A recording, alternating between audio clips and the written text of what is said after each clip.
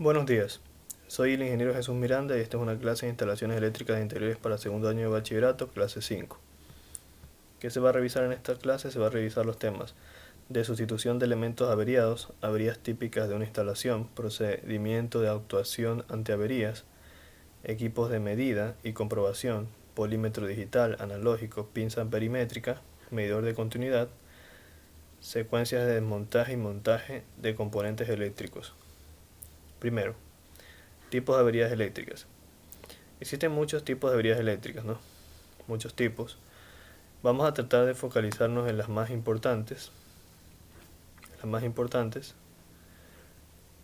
averías que podamos encontrar. Por ejemplo, la primera es subida de tensión. ¿A qué hace referencia la subida de tensión? La subida de tensión hace referencia a lo siguiente. Es una de las más comunes, es una de las fallas más comunes tratándose de una interrupción del suministro público. Nuestro punto de suministro tiene contratado una potencia eléctrica determinada, dependiendo de las necesidades y tipo de domicilio. Sin embargo, si sobrepasamos esa carga eléctrica enchufando más aparatos eléctricos de los que puede soportar o electrodomésticos de los que se pueden soportar con una potencia superior, los fusibles se activarán. Como consecuencia se interrumpirá el suministro eléctrico. Ya, ¿esto a qué hace referencia?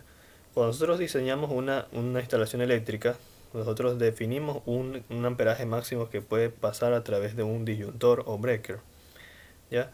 Entonces, si por ejemplo en un tomacorriente que está diseñado para soportar una carga máxima de unos 150 vatios y tiene un disyuntor que tiene una capacidad máxima de unos 20 amperios, si a este mismo tomacorriente conectamos una regleta, por ejemplo, y a esta regleta le conectamos muchas más cargas, de tal manera que excedemos la carga nominal y llegamos a tener una carga de unos 600 vatios, 700 vatios, y sobrepasamos en cierta medida la corriente nominal, que son los 20 amperios, la sobrepasamos, llegamos a unos 30, sucederá que el breaker se va a saltar, se va a abrir, y eso se denomina sobrecarga. En ese caso, en el que esto ocurra, obviamente tenemos que corregir primero el problema, desconectar las cargas que están provocando esa sobrecarga en la red, en ese circuito, y luego volver a accionar el breaker para que esté alimentando la red. Ya, ahora, en caso de que sea algo súper necesario, que no se puede evitar conectar esa gran cantidad de cargas, entonces lo necesario sería redimensionar la red. Si el cable, hacer los cálculos para verificar si el conductor es el apropiado, porque si el conductor no es el apropiado se puede llegar a quemar, a calentar y quemar. Y también cambiar el disyuntor, poner uno que tenga mayor capacidad para que no se esté saltando al conectar las cargas. Esa vendría a ser la solución que se debe implementar, ¿sí? Nunca se recomienda tener una red sobrecargada. Cortocircuito. El cortocircuito es causado por el deterioro del cable o del cableado eléctrico o el recalentamiento cuando usamos varios aparatos eléctricos en un enchufe múltiple que hace que se produzca el cortocircuito. Se trata del aumento fuerte o inesperado de la intensidad de la corriente, pudiendo causar incendios o afectar a la instalación eléctrica. Solución: restaurar el aislamiento de ser posible, caso contrario cambiar el cableado afectado, evitar sobrecargar las instalaciones. En caso de conectar una carga que demande demasiada potencia, definir una instalación solo para esa carga. Es lo que mencionamos hace un momento, ¿no? Un cortocircuito se da cuando se topan la fase y el neutro, hacen contacto directo debido al deterioro del cableado, deterioro del aislamiento, ¿ya? Cuando esto ocurre, si es posible corregir la falla de aislamiento, ya sea con cinta aislante o con una un material especial que ahora hay que se coloque, se le aplica calor y se ajusta al cableado, un aislante especial. Si es posible corregirlo de esta manera, en buena hora, pero si no, lo más recomendable sería cambiar el cable que se encuentra afectado, ¿sí? Y si el cortocircuito se debió a un calentamiento porque está sobrecargada la red, sería necesario de quitarle un poco de carga, no conectar tantas cosas ahí, o si es imprescindible, no se puede no se puede no disponer de esas cargas, sería necesario redimensionar la red para colocar un disyuntor más apropiado, con mayor capacidad y un cable más apropiado. Pérdida de aislamiento. Es el deterioro de los materiales aislantes de corriente de una instalación eléctrica. Debido a ello, la energía sale de su circuito normal, provocando cortocircuitos en el sistema y aumentando la posibilidad de que alguien se electrocute. Se produce por el envejecimiento de la instalación eléctrica y falta de mantenimiento, debido a las temperaturas extremas, productos químicos o corrosivos a los que está expuesto. Ocurre en electrodomésticos con mayor antigüedad. ¿Cuál es la solución? La solución obviamente es reforzar el aislamiento de ser posible, o si no cambiar el cableado involucrado. ¿Sí? Hay muchas razones, ¿no? Si por ejemplo tenemos un cableado que es bastante antiguo, es muy probable que el aislamiento ya se encuentre lascado o deteriorado por varias razones. Ya, también durante los cortocircuitos, o en el caso de usar fusibles, antes de que se implementaran los breakers automáticos, también se utilizaban fusibles. Y hay instalaciones en ciertas edificaciones en las que se sigue usando fusibles para mayor seguridad. Los fusibles es un pequeño filamento que está diseñado para romperse cuando pasa una cierta cantidad de corriente nominal, que es la máxima que se soporta. Entonces, cuando ocurre una sobrecarga o un cortocircuito, estos fusibles pueden llegar a cortarse, se funden. Entonces ya no permitiría el paso de la corriente. Entonces, en el caso de que esto llegase a ocurrir, de que tengamos fusibles en nuestras instalaciones o nuestros equipos eléctricos o electrónicos, es necesario reemplazar estos fusibles. Y la forma de comprobar que se encuentran afectados o ya no son útiles es verificar la continuidad. Si ya no hay continuidad entre los terminales del fusible es porque está abierto. Y si está abierto es necesario cambiarlo. ¿Ya? Siguiente. La imagen, por ejemplo, corresponde a un fusible que se utiliza más en componentes electrónicos. En lo que es instalaciones residenciales, solían usarse las cajas portafusibles con fusibles que son parecidos al estaño, pero con una consistencia más fuerte. Ya, vamos con ciertas precauciones. Antes de atender cualquiera de los problemas antes mencionados, se recomienda seguir los siguientes pasos.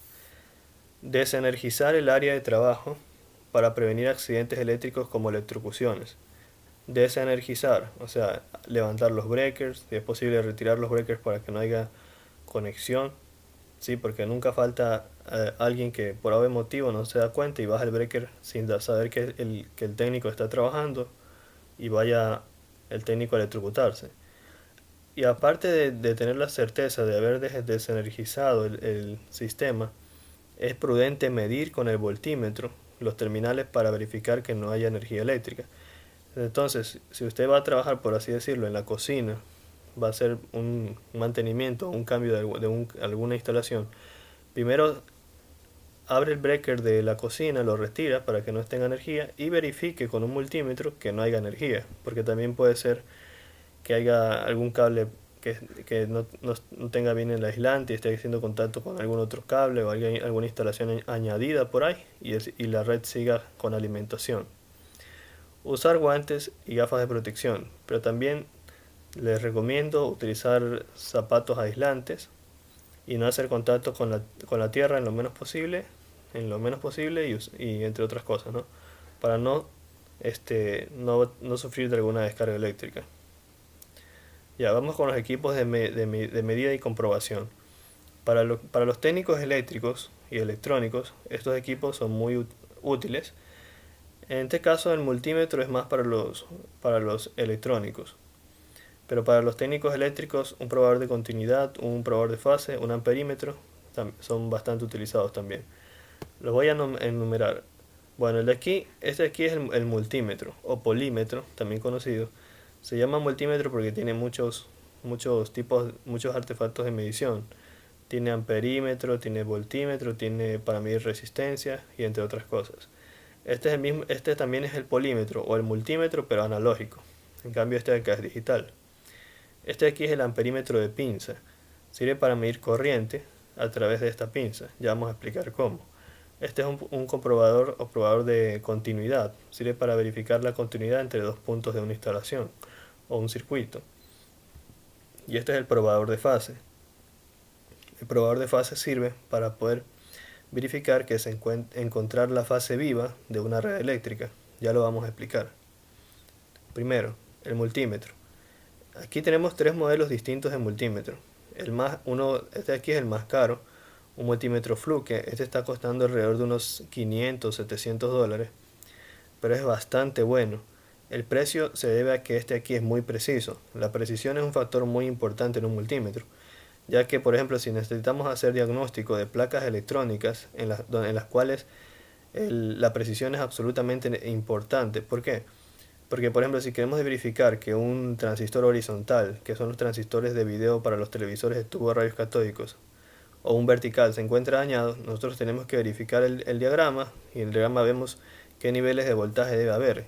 Y si nosotros encontramos así sea una variación de 0.7 voltios con respecto al voltaje real del diagrama, entonces es probable que algo esté dañado en ese componente, o el componente mismo o los componentes asociados como capacitores, resistores y entre otros.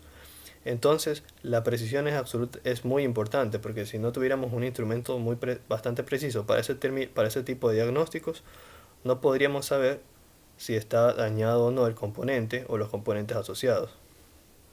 También, por ejemplo, para probar capacitores, probar resistores y entre otras cosas, es absolutamente importante tener un instrumento de medición muy preciso. Yo recomiendo el digital por su precisión.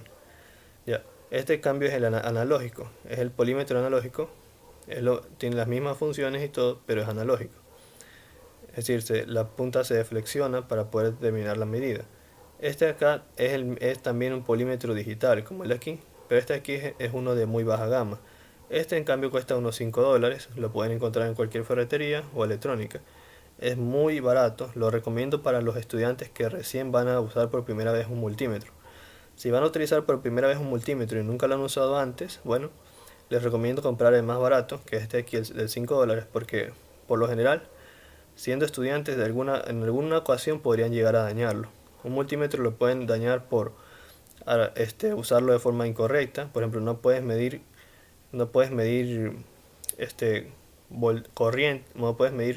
corriente si lo tienes en voltaje, o no puedes medir voltaje si lo tienes en corriente. Sí, porque puedes llegar a dañarlo si no sabes usarlo de la forma correcta. Al mismo tiempo, si no lo pones en la escala correcta o el parámetro correcto, también lo puedes dañar, porque si lo pones, por ejemplo, en resistencia, que es la de aquí abajo, donde dice ohmios, y te pones a medir voltaje o dos puntos en los que hay voltaje, dañas el multímetro también. Entonces, por eso, hasta que un estudiante adquiera todas esas experiencias de cómo se debe o cómo no se debe utilizar el multímetro, les recomiendo comprar el barato, el más barato, para si lo llegan a dañar, no es una pérdida tan grande. Imagínense en cambio comprar este de 700 dólares y que por algún motivo, por falta de experiencia, lo lleguen a dañar, sería muy trágico. Aparte aquí solo el fusible de este multímetro está costando como unos 20 dólares, solo el fusible. Sí, porque creo que es un fusible especial, no es un fusible común y corriente. En cambio el fusible de este multímetro acá, solo el fusible este aquí cuesta 20 centavos, 10 centavos. Lo pueden encontrar en la electrónica como un fusible genérico. Y ven el amperaje y compran uno parecido y con el mismo amperaje. ¿Sí? Por eso para los estudiantes novatos se les recomienda este de aquí. Ahora, ¿cómo se usa correctamente? Se usa de esta manera. Si yo primero tengo que saber conectar las puntas de prueba. Las puntas de prueba. Tengo dos puntas, la roja y la negra. La negra siempre va a ir en el común. En este caso aquí dice común, ¿sí ven? Com. La negra siempre va a ir en el común. En el de acá, aquí también tengo el común, aquí va el color negro. La roja puede ir, en el caso del más barato, aquí o acá. ¿Cómo sé yo dónde ponerla? Porque aquí hay un indicativo, aquí dice 10 amperios, si se alcanza a ver 10 amperios. Y acá en cambio dice voltaje en ohmios en miliamperios. ¿Qué significa eso? Significa que yo voy a colocar la punta roja dependiendo de lo que yo voy a medir. Si voy a medir alta corriente, porque 10 amperios es una corriente grande, un poco grande, yo coloco la punta roja aquí. Pero si voy a medir corriente poca para circuitos electrónicos sencillos, de protoboard y entre otros, yo pongo la punta de prueba acá. pero ese cambio yo lo hago solo para medir corriente, ¿sí? Para medir lo demás no pasa nada, ¿sí? Porque corriente es algo considerable, ¿no? Porque cuando uno mide corriente, en términos de las pruebas que uno hace con el multímetro, cuando uno mide corriente conecta en serie las puntas de prueba, o sea, abre el circuito y conecta en serie. Entonces la corriente que circula por el circuito va a circular por el multímetro. Por esa razón, si uno hace la conexión mal, por así decirlo, lo pone aquí en la punta de prueba y va a medir un circuito que tiene una corriente que sobrepasa lo que dice aquí, el valor máximo de 500 miliamperios, el multímetro se puede averiar, se puede dañar, ¿sí? En cambio, para medir voltaje, yo conecto las puntas de prueba en paralelo a la carga, en paralelo a la carga. En corriente yo las conecto en serie con la carga para medir corriente. Ahora, aquí, cuando para medir voltaje yo las pongo aquí en esta parte que dice voltaje, puedo medir desde 1000, 220, 2000 mili, 200 mili. En cambio acá yo mido voltaje en corriente alterna, ¿sí ven? 750, 200 para medir el voltaje de la pared. Acá es el voltaje de baterías o corriente continua. Esto de aquí es para medir las resistencias, el ohmiaje. Este de aquí es para medir diodos. Y este de acá es para medir corrientes, donde dice amperaje. Si se dan cuenta, cada sector tiene una determinada escala. Mi consejo, si no saben qué van a medir, empiecen primero con la escala más grande. Porque si empiezan con la escala más pequeña, digamos que ponen aquí en voltaje en la escala más pequeña, 200 milivoltios, y van a medir a la final 50 voltios, van a terminar dañando el multímetro, porque tienen que escalarlo primero. Entonces si ustedes en cambio ponen en 1000 la capacidad de 1000 voltios y miden 50, no le va a pasar nada porque está sobreescalado. Solo van bajando la escala hasta que la lectura se ajuste correctamente a la pantalla. Y así es como se utiliza el multímetro, en este caso digital, en este caso el más sencillo. Pero, ahora, ¿cómo se utiliza el multímetro más complejo? Tiene una particularidad este multímetro de acá. La particularidad es que es autoescalable, es decir, no tiene escalas como el anterior, sino que uno directamente coloca el parámetro solamente. Por ejemplo, aquí dice voltaje en continuo. Si ven, la línea recta y cementada es voltaje en continuo. Aquí dice voltaje en alterna. Voltaje en alterna. Acá dice milivoltios. ¿Ya? Acá dice ohmios. Aquí dice ohmios y capacitancias. Acá dice diodos. Acá corriente. Miliamperios y microamperios. En alterna y en continua. Ya, y lo mismo. Yo coloco aquí la punta negra siempre en el común y acá dependiendo de lo que vaya a medir. Si voy a medir miliamperios, cojo la roja aquí. Si voy a medir corriente ya en el orden de los amperios, ya le pongo la punta roja acá, ¿sí? Siempre hay que tener esto, tener en consideración esto y también ver cuáles son las cotas máximas de voltaje y corriente. Si no me equivoco, este de aquí puede medir un máximo de 400 miliamperios y acá un máximo de 10 amperios y un máximo de 800, creo que dice 800 voltios o 1000 voltios, 1000 voltios como máximo. Es importante tener eso en consideración también, porque no vaya a ser que vayan a medir un nivel de voltaje que sobrepase esa cota y pueden llegar a dañar el instrumento. Como dije, este multímetro es bastante caro, el de aquí es bastante caro, por eso tienen que tener bastante cuidado. Ya, en cambio el de acá, ¿qué valores máximos tiene? Aquí dice que tiene 10 amperios como máximo, 1000 voltios también como máximo, 500 miliamperios en la parte más baja como máximo, 1000 voltios como máximo, sí, está bien. Ya, bueno, ya con eso hemos ejemplarizado el multímetro. Lo que se encuentra acá son las consideraciones de uso. Es lo que ya he mencionado antes. Para medir voltaje se hace en paralelo. Para medir corriente se conecta en serie al circuito. Antes de medir, verificar, seleccionar el parámetro y la escala correcta. Antes de medir, verificar que las puntas estén conectadas en las borneras correctas. El cable negro en el común y el rojo en la bornera roja, según la capacidad de corriente que vayamos a medir. Ya. Vamos con el siguiente instrumento. Pinza amperimétrica. Como su nombre lo dice, sirve para medir amperios, es decir, sirve para medir corriente. Pero ¿qué es lo especial de esta pinza? No solo sirve para medir corriente, sirve para medir, es como un multímetro, mide voltaje, resistencia, pero la diferencia está en que tiene esta pinza. Esta pinza nos permite medir corriente sin necesidad de desconectar el circuito. ¿Por qué? Si nosotros quisiéramos medir corriente con el multímetro anterior, tenemos que abrir el circuito para poder conectar en serie nuestras puntas de prueba. Pero como esto tiene una pinza, como se muestra en la gráfica, yo solo abro la pinza y paso el cable por la pinza y ya puedo medir la corriente. ¿Cómo es esto posible? Ustedes deben saber que por el cable, cuando circula una corriente, esta corriente genera un campo magnético. Este campo magnético puede ser sensado, porque la pinza tiene un sensor especial que puede determinar cuántas líneas, en qué magnitud de campo magnético está cruzando dentro de la pinza con un determinado sensor y a través de esa lectura puede determinar qué corriente es la que circula por el cable. ¿Sí? Entonces, gracias a esa característica, es posible esto. ¿Por qué es muy popular esta pinza? Porque no se necesita abrir el circuito.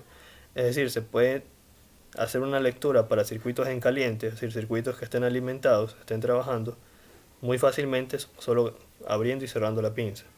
Es muy útil para poder determinar qué corriente circula por cada cable. Y esto sería una, por así decirlo, una técnica muy útil para poder determinar cables en un tablero eléctrico, en un circuito, entre otras cosas.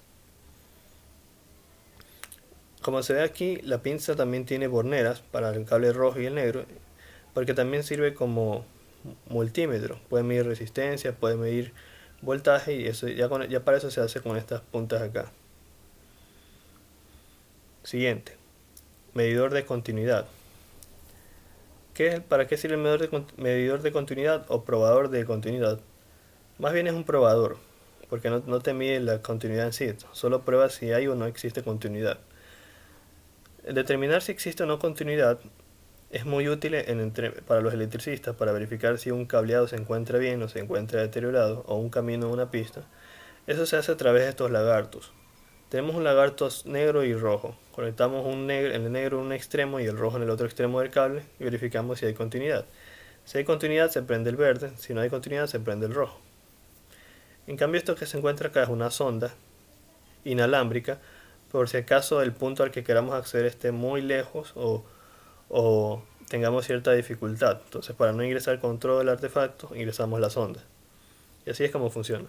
No voy a profundizar mucho en esto porque podríamos usar también el multímetro. Lo ponemos en la escala de ohmiaje y vamos a verificar si hay continuidad o no. Si marca 0 ohmios o cerca de 0 ohmios hay continuidad. Si no marca esa cantidad de ohmiaje, marca unos 100 ohmios, 200 ohmios, ya hay cierto problema. Está marcando cierta resistencia, entonces el camino no es completamente continuo. Bueno, ahora, probador de fase. ¿Qué es un probador de fase? Como su propio nombre lo dice, el probador de fase tiene como función verificar cuál es la línea viva de la instalación. Es decir, digamos que ustedes van a una casa, ven un tomacorriente y no están seguros de cuál es la fase y cuál es el neutro.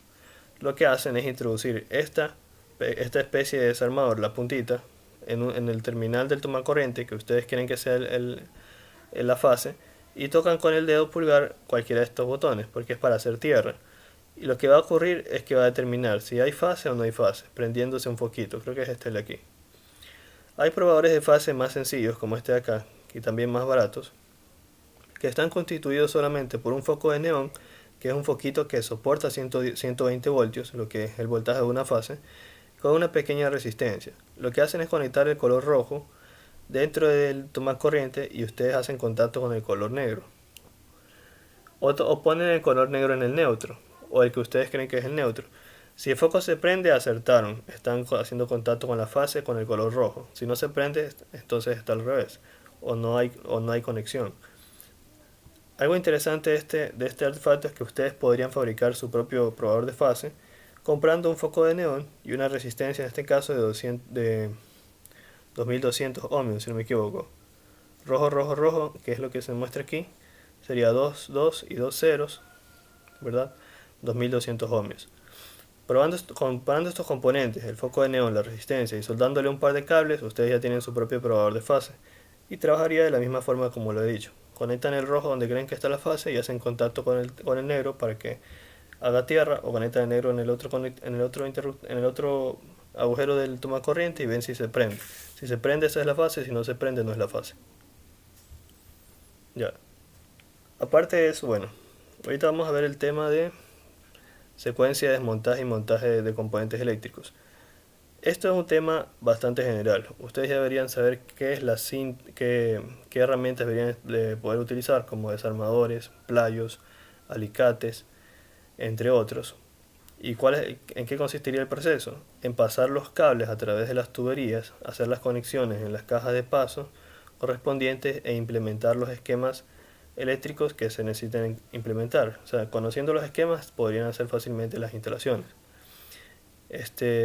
Y nada más. También saber hacer lo que vendría a ser los empalmes. Yo creo que ya di una clase de empalmes, no sé si en este curso la di, en el cual se hacían el empalme cola de rata, el empalme Western Unions y entre otros empalmes que son bastante útiles. Todos esos son conocimientos generales, tal vez algo que ya debieron haber visto en primer año, pero eso vamos a enfocarnos más en otro tipo de montaje y desmontaje de elementos, ¿sí? También, bueno, y aquí puse también este componente que es esta herramienta que es la cinta pasacables, que se utiliza para poder pasar los cables con facilidad por largas tiradas de tuberías, largas distancias de tuberías. ¿Ya? Nos vamos a enfocar en el montaje y desmontaje de componentes más sofisticados que se utilizan más en electrónica. Igual también es importante saber manejar estas herramientas como son el cautín, el estaño y la pasta de estaño para, por ejemplo, hacer puntos de soldadura para motores y entre otras cosas. Es súper importante. Primero, el cautín es esta herramienta. ¿Cómo se utiliza? Se la conecta al toma corriente y esta empieza a calentarse bastante a tal punto de poder derretir el estaño. Ahora, ¿qué es lo que se hace? Cuando uno desea, por ejemplo, desoldar o soldar un punto, lo que hace es colocar pasta de estaño en el determinado punto y luego de aplicar la pasta de estaño procede a aplicar el estaño. El estaño es este que se encuentra aquí y esta es la pasta. Pero para hacer un mejor trabajo de soldadura se recomienda lo siguiente. Primero se debe verificar que la zona a soldar se encuentre libre de impurezas o suciedad, ya que si no se encuentra limpia no haría bien el contacto de la pasta de soldar ni tampoco el estaño, no haría bien su trabajo. Y para soldar se recomienda colocar siempre pasta de estaño, ya que esta logrará que se adhiera de mejor manera el estaño a la superficie de contacto. ¿Sí? Ya, existen otras herramientas como es la pistola de soldar, esta que se encuentra aquí. Esta aquí, la pistola de soldar, se caracteriza por tener un alto bateaje, es decir, es mucho más fuerte, mucho más potente y es perfecta para hacer puntos de soldadura más grandes, como en el caso de motores de arranque y otras cosas. Lo que se calienta es esta pequeña punta y trabaja a través de la inducción que se genera en un transformador interno que tiene. Pistola de calor. La pistola de calor es la que se muestra aquí. Aquí hay dos modelos de pistola de calor. Una pistola de calor sencilla y una pistola de calor con su propia subestación. Primero, la pistola de calor es una pistola que es como un secador de pelo, parece. Lo que hace es generar aire, pero aire caliente a altas temperaturas. Puede generar aire hasta unos 300, 400 grados. Este aire a altas temperaturas tiene la capacidad de poder derretir el estaño de componentes electrónicos. Cuando uno tiene la pistola de calor con subestación, uno puede regular la temperatura. Esta de aquí es más apropiada, porque para ciertos componentes hay que poder regular la temperatura a ciertos valores. Por ejemplo, para poder hacer un trabajo de retirar componentes CMOS, como son estos componentes de tarjetas electrónicas, se recomienda colocar la pistola de calor alrededor de unos 300 grados. No más que eso, unos 300 grados. Lo que se hace es primero calentar toda la superficie alrededor. La vamos calentando poco a poco. Y luego de unos 2 minutos de calentar toda la superficie alrededor, procedemos a calentar lo que vendría a ser el componente. Lo calentamos durante un momento hasta ver que el estaño se derrite y lo procedemos a retirar suavemente. Y de esa forma se van retirando componentes y de igual manera se sueldan componentes de este tipo en placas electrónicas. como integrados, componentes emoji, entre otros. Ahora, lo que acabo de decir hace un momento de aplicar la pistola de calor alrededor durante unos 2 minutos, esto se hace porque porque si aplicamos el calor directamente sobre el componente, es probable que se llegase a dar un choque térmico y esto provoque la dilatación de ciertas partes de la placa electrónica. Y eso sería muy malo, ¿verdad? Entonces, para evitar esos choques térmicos, primero se va como que cebando la superficie, se la va calentando poco a poco. Y luego ya nos concentramos en el componente en sí. Ya. Eso sería todo por la clase de hoy. Muchas gracias.